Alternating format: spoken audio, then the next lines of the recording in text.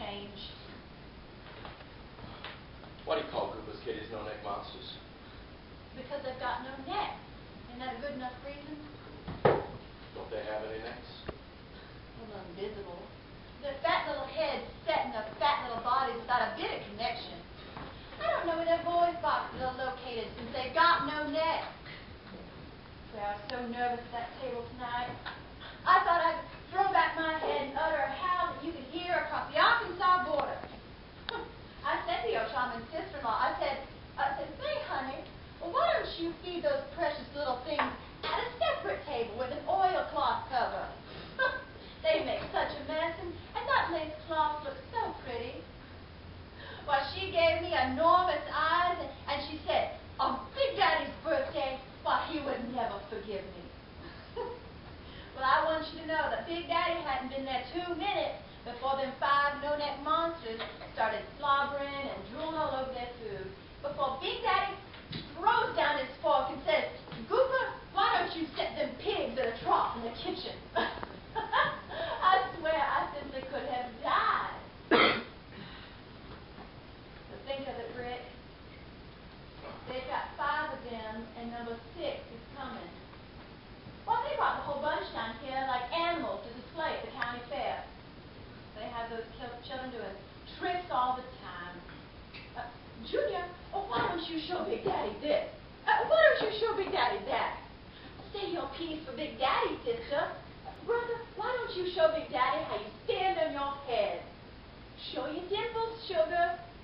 It goes on all the time, along with little constant remarks in your windows about the fact that we haven't produced any children, are completely childless, and therefore completely useless.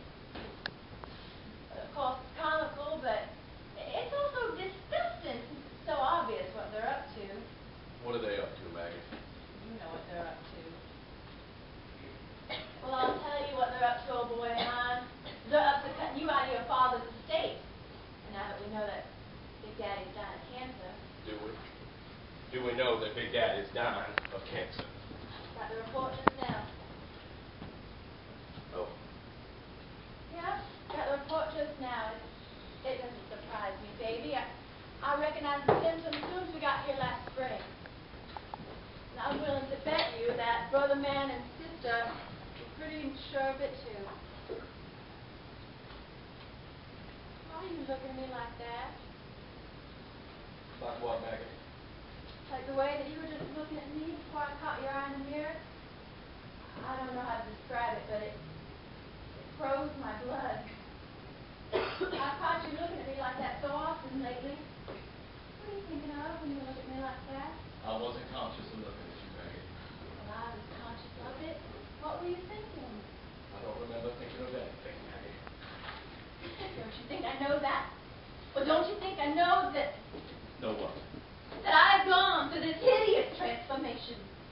That I've become hard and frantic and cruel. That's what you've been observing me lately. How could you help but observe it? That's all right. Not thin-skinned anymore. Can't afford to be thin-skinned anymore. Brick. Did you say something? I was going to say something that I get lonely. Very. Everybody gets that. Living alone with someone you love can be lonelier than living entirely alone if the one that you love doesn't love you. Would you like to live alone, Maggie? No! No, I wouldn't. Did you have a nice shower? Uh-huh. Was the water cool? No.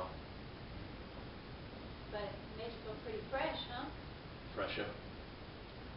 I know something that would make you feel much fresher. What? Like an alcohol rub or cologne, a rub of cologne. That's only good after a workout, Maggie. And I haven't been working out. Well, you kept in good shape, though. You think so, Maggie? I always thought drinking men lost their look. I was plainly mistaken. What thing? If you're only a drinking man,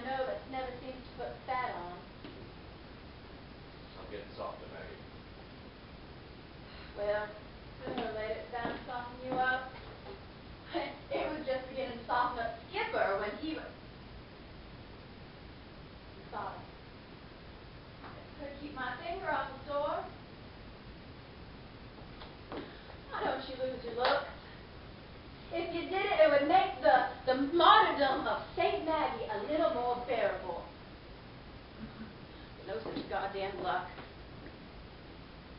You know, people who didn't know you wouldn't think you have a nervous bone in your body or a strained muscle. Of course, you've always had that kind of detached personality that you seem to be playing a game without much concern of whether you won or you lost.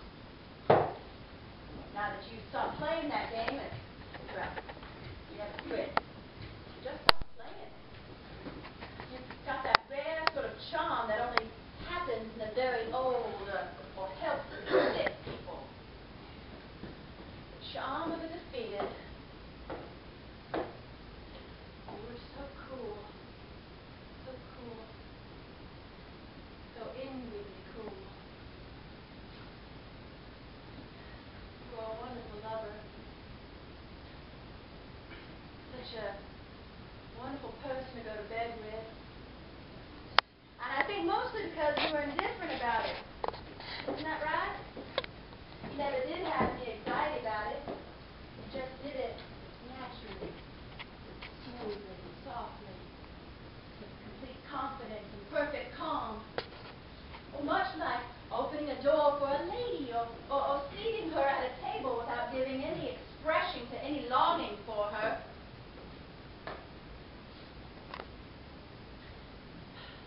Guess that's what I love about you. I love making you indifferent. Strange, but if I knew that you never would make love to me again, I'd go downstairs to the kitchen and get the longest, sharpest knife I could find and stick it straight into my heart. I swear that I would. And later tonight, I'm going to tell you that I love you, and maybe by that time you'll be drunk enough to believe me. Give me my crutch. Lean on me. No, just give me my crutch. Lean on my shoulder. I don't want to lean on your shoulder. Now give me my crutch. Are you going to give me my crutch, or do I have to get down on my knees on the floor and... Here, take it. Take it. Thanks. That's the first time I've heard you raise your voice like that in a long time, Rick. A crack in the wall. A composure. It just hasn't happened yet, Maggie. What? The click I get when I've had enough of this stuff to make me peaceful. Now, will you do me a favor? Maybe I will. What favor? Will you please keep your voice down? I'll do you that favor. I'll speak in a whisper, if not shut up completely, if you'll do me a favor and make that drinking last one till after the party. What party? Big Daddy's birthday. Is this Big Daddy's birthday? You know it's Big Daddy's birthday. No, I don't. I forgot it. Well, I'll remember for you. Well, good for you, Maggie. Look, you just have to scribble a few lines on this card. You scribble something on it. It's got to be in your handwriting. It's your present. I've already given him my present. It's got to be in your handwriting. I didn't get him a present. I got one for you. Well, then you scribble something on it.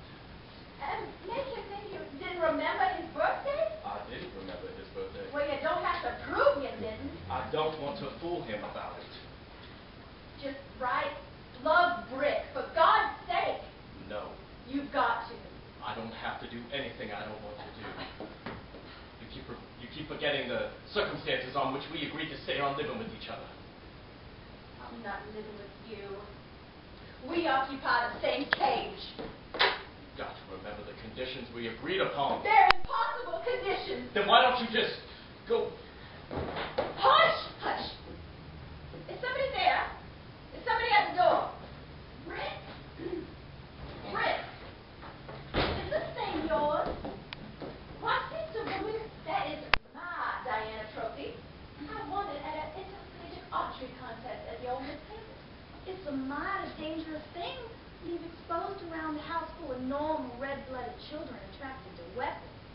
Normal red-blooded children attracted to weapons ought to be taught to keep their hands off things that don't belong to them. Maggie, honey, if you had children of your own, you'd know how funny that is. Please, lock this up and keep the key out of reach. May, nobody's planning the destruction of your kitty. How's the injured ankle? Doesn't hurt. Just itches. Oh, my. Rick, you should have been downstairs. The kitty put on a show. Paula played the piano, and Buster and Sonny played the drums, and then they turned out all the lights, and Trixie and Dixie performed a toe dance in fairy costumes with sparklers. Big Daddy beamed. He just beamed. I bet. Oh, I'm sorry I had to miss it, but May, why did you give dogs names to your kids? Dogs names? Well, yes, Buster and Trixie and Polly and Sonny and... Why, it sounds like an animal act in a circus. 4 dogs and a parrot.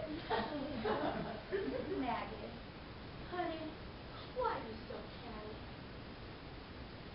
Hey, would you know a joke if it bumped into on Main Street in Memphis at noon?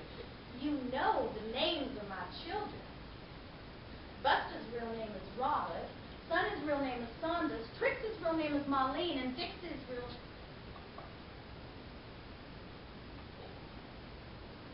Intermission is over. See you later.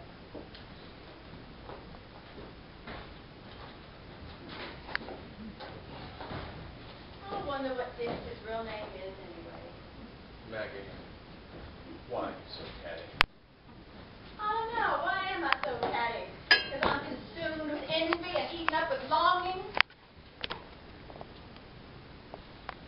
Rick, I'm gonna lay out your nice Chantone silk suit from Rome and with one of your monogram silk shirts, huh? And I'll put your cufflinks in it, the nice soft sapphire ones I get you to wear so rarely. I can't get trousers on over this plastic cast.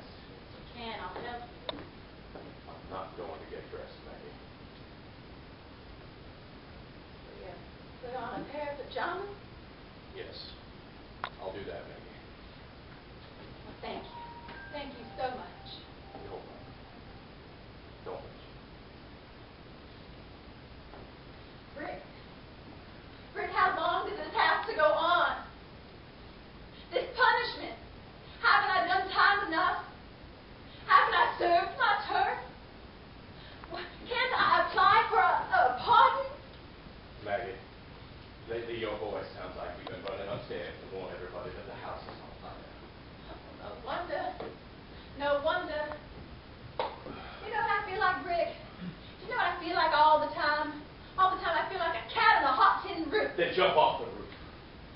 Jump off it. Cats jump off roofs all the time and land on their 4 feet uninjured. Oh, yes. For God's sake, do it. Do what? Take a lover. I can't see anybody but you.